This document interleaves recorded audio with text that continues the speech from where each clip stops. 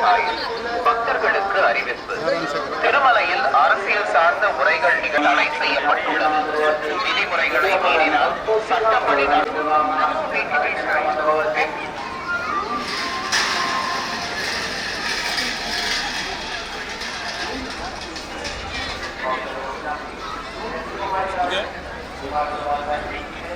మాట్లాడతారు సార్. ఇప్పుడే ఏడుకొండల స్వామిని దర్శించుకోవడం జరిగింది. ఆ స్వామివారిని యావత్ తెలంగాణ ప్రజలందరూ కూడా బాగుండాలా,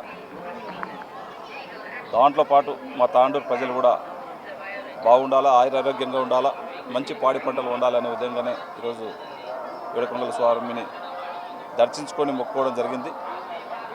దాంట్లో భాగంగా ఈరోజు గౌరవ ముఖ్యమంత్రి రేవంత్ రెడ్డి గారికి కూడా ఏడుకొండల స్వామి ఆశీస్సులుండి యావత్ తెలంగాణ ప్రజలకు ఇంకా సేవ చేయడానికి ధైర్యం ఇవ్వాలా, వారి కృప ఉండాలని చెప్పి ఏడుకొండల స్వామిని కోరుకోవడం జరిగింది. Thank you.